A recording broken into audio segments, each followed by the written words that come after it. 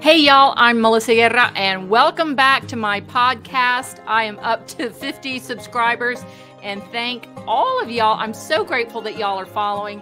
Make sure you hit the subscribe button and make sure that you forward this podcast to all your nerdy friends because this is the place, y'all. I mean, this is the place for Texas food history. It's going on here. So this week, and you have to get used to the fact that I am kind of low tech. I'm not low tech. I'm slow tech. It takes a while, but I get it. Eventually I get it. But I do like paper because there's no buttons to push, and I know that it has my information in it.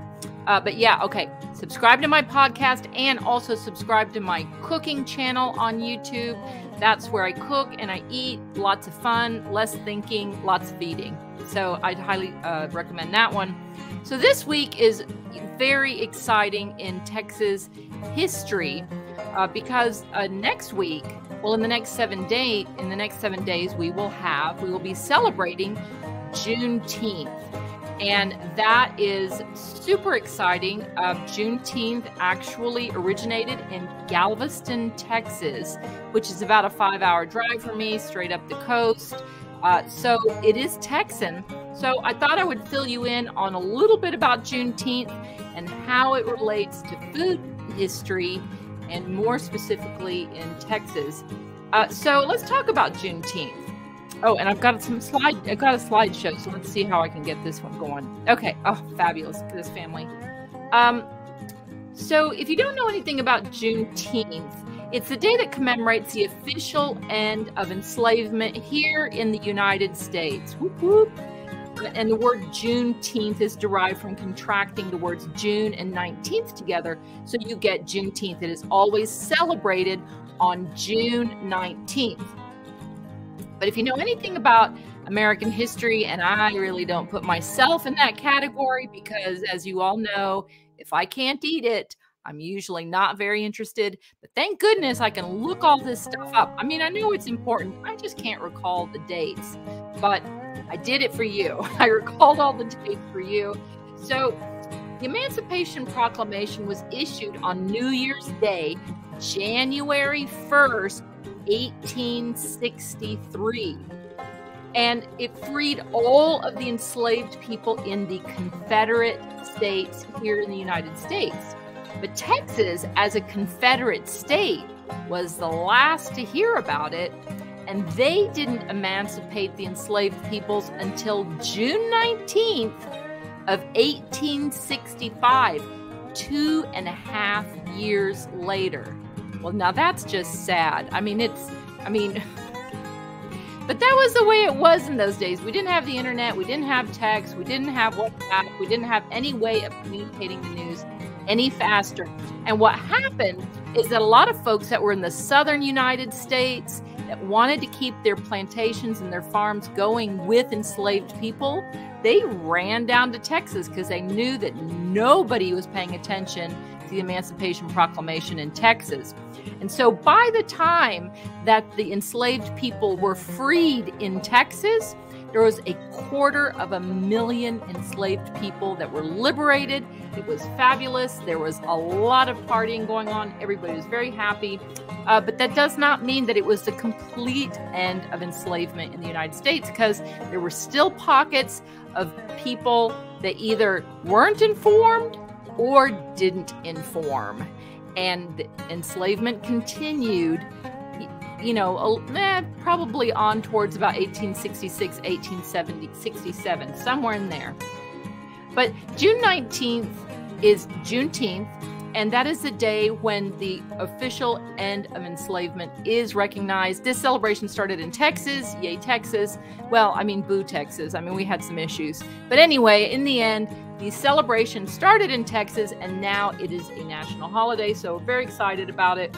But as we are celebrating Juneteenth, in my usual fashion, I would like to call out the people that get credit for contributing to our food history here in the United States. And I would most certainly like to recognize the folks that are of African descent and what their contributions were.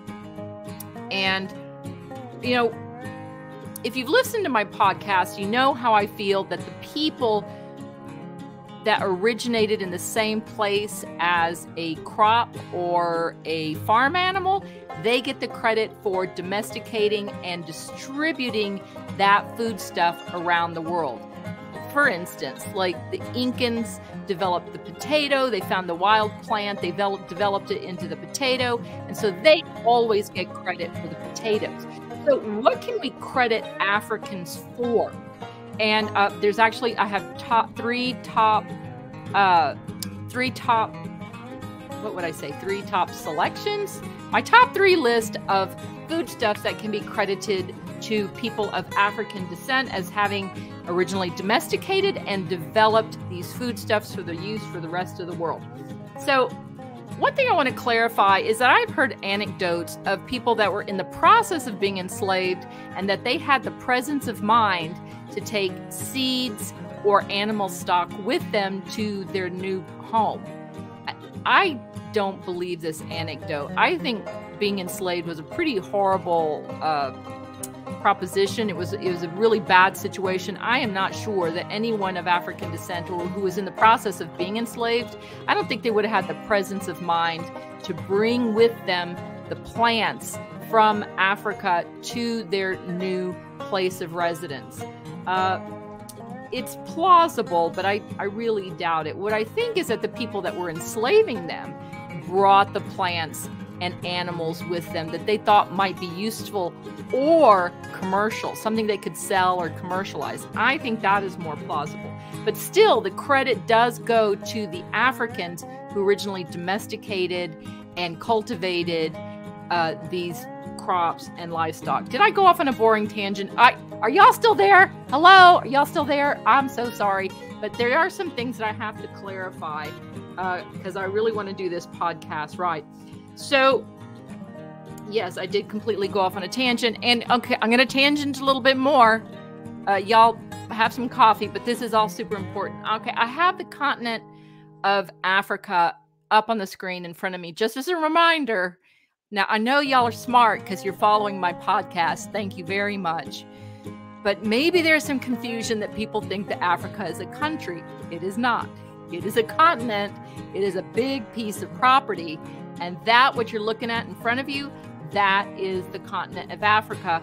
And that little island that's off to the southeast, that is Madagascar, where the lemurs like to move it. So we're all familiar with Madagascar. That's where that is.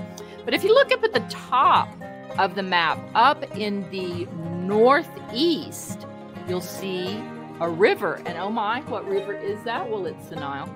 Wait, is it the Nile? Oh, little battle. I always get that mixed up. Well, all right, put a pin in that one. I cannot see, but it's not the Tigris. Oh, it's the Red Sea. Sorry, it's the Red Sea. Yep. Okay. So, but this is my favorite place. Gosh, I need to learn that body of water because I either want to say the Tigris, the Euphrates, or the Red Sea. So I need to have it like at the tip of my brain. Apologies, y'all. Anyway, this part of the globe for me is the most exciting part because that is where the Fertile Crescent exists. At the very top of that strip of that body of water, that if you could imagine like a little horseshoe going around that body of water, that is considered the Fertile Crescent. That is the birthplace of grapes, of wheat, of olives.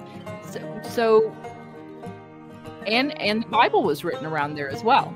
So it's a birthplace of Western civilization, maybe not Eastern civilization, but is the birthplace of many important foodstuffs that we are still eating today. But I want to draw your attention to Egypt. And I think you can see Egypt. It's that green bit that's up at the top. Let's see if I can use a pointer here. Let's see. Right there. That is Egypt. And Egypt, well, let me go back. This is Africa, right? We're looking at Africa here. And then over here is Asia. So you're kind of wondering what is happening here because Egypt kind of bridges over into Asia. So Egypt is, even though Egypt is part of Africa, you can see that it's also considered transcontinental. Because over here where we have Jordan, we have, let's see, Israel, we have Iraq, we have Iran. That is all considered the Near East, the East being Asia. And so I know you've heard of the Far East, which we consider as China, Japan, and Korea. But the Near East is Saudi Arabia, Iran, Iraq, Israel, Jordan.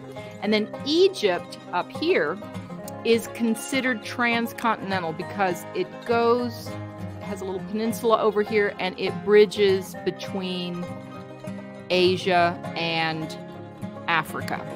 Okay, I promise you, I'm getting out of the boring stuff really soon. I have to talk about this. I have to give you some context. In spite of the fact that I am completely blanking on that body of water, please drop me a comment. You can call me an idiot. It's fine. Just drop me a comment. Just follow my podcast. I really don't care if I make a mistake. I always make mistakes, but you can see that the body of water is there. And and all of this map stuff is important because let's get to that top 3 list. I'm getting to the point. I'm bringing it home, y'all. All of these points are going to culminate, and you will remember. You say, "Wow, she's talking about something really boring, but now it all makes sense." That's always my goal. Okay, so number 3 on our list of important foods that came from Africa is okra. And okra is actually part of the mallow family, which you can see. Look at that cool little blossom. I don't know if y'all have grown okra. I've grown okra. I am not a green thumb. I am a black thumb. I am a black thumb that's armed and dangerous. I am a terrible gardener, but I can grow okra. And I know that you have to pick the okra when it's young, and it's delicious. And it's very hardy, very prolific. And so if you can't garden, I do recommend okra. And the word okra is a Nigerian word, but also the word gumbo, and we've all heard of gumbo that comes from Louisiana. That word is from the African continent as well. And so when the African population made it to Louisiana or wherever they were distributed, they would continue to call the stews that they made with okra, they would call them gumbo. And so these are 2 African words, okra and gumbo, that still exist in our U.S. lexicon. And so it's not, even though I always think of fried okra as being Southern, it's actually African. So this is, I love okra, and I hope you do too. So this is really such an incredibly important part of our food heritage here in the United States. Rightio. All right, let's get on to the next one. Now, these are yams. These are African yams. And just like me talking about the word okra and about Juneteenth, sometimes I feel like I'm stating some stuff that's rather obvious, but just like me in that body of water next to Egypt, everybody needs a reminder. So you've always heard that yams are not sweet potatoes. Sweet potatoes and yams are 2 different things. And these are yams, what we're looking at. And what did that say the scientific name is? Dioscorea cayenesis. And it is a tuber that grows underground, and it is specific to Africa. It is specific. This was not from the Americas. Some people say, oh, these chilies are native to Africa. Or forget that. I mean, you might even think that cayenne pepper is native to Africa. Absolutely not. All peppers are native to the Americas, but this tuber is native to Africa. Most specifically, Nigeria. They grow 76% of the world's yam supply in Nigeria. They grow 44 million tons of it every year, and they consume most of it. So we don't eat a lot of yams here, or I don't want to say original. How would I say that? Authentic. We don't eat a lot of authentic yams. We use the word, but we don't really eat the yams. We don't eat yams so much here in the United States. But you have to appreciate that if this is a crop that is supporting, 11.7 million square miles of folks, that's a lot of people. I mean, Africa is a huge continent. You can fit the U.S., You can fit China, India, Japan, Mexico, and a bunch of European nations inside of Africa, and you would still have some room to spare. Like, Africa is the second largest continent on our planet. These yams are feeding a lot of people. So they're not eating wheat bread. They're not eating potatoes. They are eating these yams. So anyway, very, very important. And if you're wondering, Asia is the largest continent.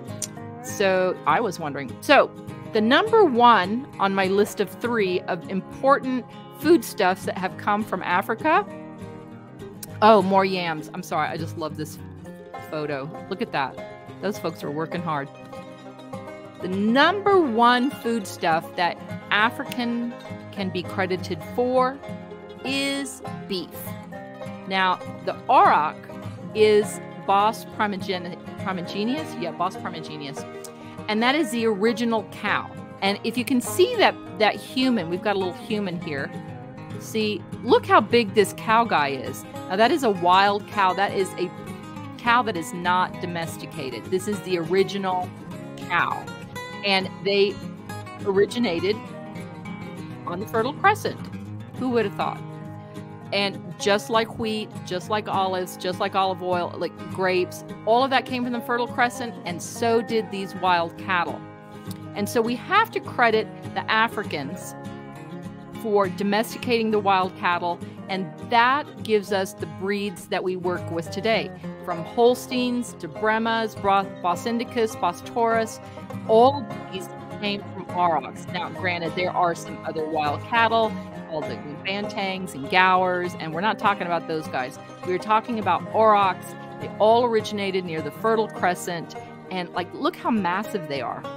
So thank you. If it wasn't for the original tribes of Africa domesticating the auroch, then we wouldn't have beef. We wouldn't have leather. We wouldn't have anything that's associated with cattle. So in as much as we believe that like John Wayne was the original cowboy, that is not the case.